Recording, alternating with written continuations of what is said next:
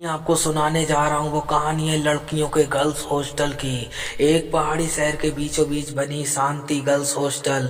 दिन में ये जगह हंसी खुशी से भरी रहती है, लेकिन रात को हॉस्टल के तीसरे माले से अजीब और खौफनाक आवाजें आती हैं और ये बात सब लड़कियों को पता है। लेकिन वह एक कमरा ऐसा है जिसका दरवाजा सालों से बंद है। कमरा नंबर 309।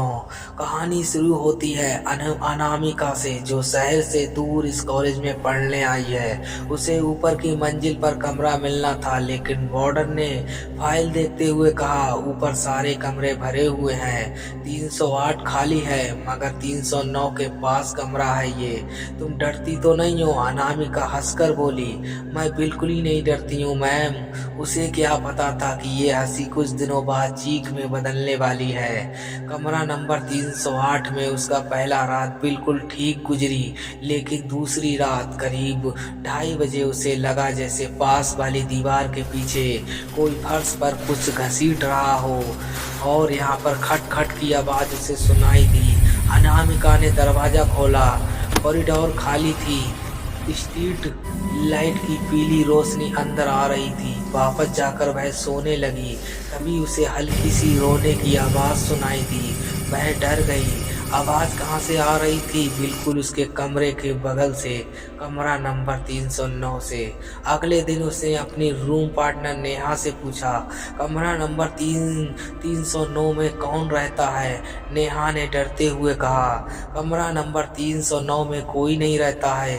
3 साल पहले वहाँ रहने वाली लड़की ने खुदकुशी कर ली थी।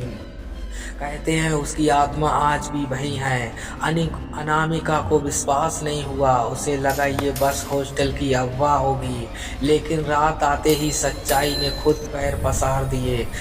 उस रात 3 बजे के करीब अनामिका पानी पीने उठी। वह खिड़की के पास गई और अचानक उसका दिल जोर से धड़का। खिड़की के बाहर टेढ़ा मेढ़ा झुका एक महिला का चेहरा उसे घूर रहा था। चेहरे पर आंखें गहरी, बाल बिखरे, होंठ कटे हुए, और उसकी उंगली बिल्कुल 309 के दरवाजे की ओर इशारा कर रही थी। अनामिका चीख पड़ी। नेहा भाग कर आई। फिर से नजर आई। क्या ये वही लड़की है? और नेहा ने बताया 3 साल पहले सिया नाम की लड़की 309 में रहती थी। वह बहुत शांत स्वभाव की थी, लेकिन रात होते ही उसे किसी अदृश्य साये से बात करते देखा जाता। एक रात उसने हॉस्टल की तीसरी मंजिल से छलांग लगा दी, और मरने से पहले उसकी आखिरी शब्द थे, वह मुझे छोड़ नहीं रहा है, वह 309 में रहता है। तब से उस कमरे को सील कर दिया गया, लेकिन सिया की आत्मा आज भी उस कमरे के आसपास भटकती है। अगली रात कुछ हुआ, उसने सब बदल दिया। रात के करीब 3:09 पे कमरा नंबर 309 की तरह अनामिका की आंख अचानक खुल गई। उसे लगा जैसे कोई उसके कान के पास फुसफुसा रहा हो। दरवाजा खोलो। धीमे धीमे खटखट की आवाज आई।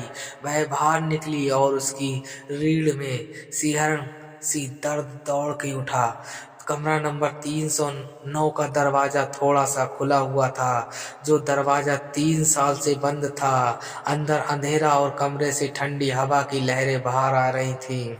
अनामिका डरते हुए अंदर झांकने लगी। कमरे के कोने में एक लड़की बैठी थी, लंबे बाल, सफेद कपड़े, और वह दीवार पर अपने नाखूनों से कुछ लिख रही थी। अनामिका ने जैसे ही नजदीक जाकर देखा, उसका खून जम गया।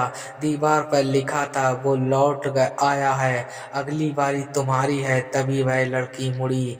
वह सिया थी। उसकी खोखली आंखें सीधे अनामिका पर टिक गईं। सिया अचानक खड़ी हुई और अनामिका की ओर तेजी से बढ़ी।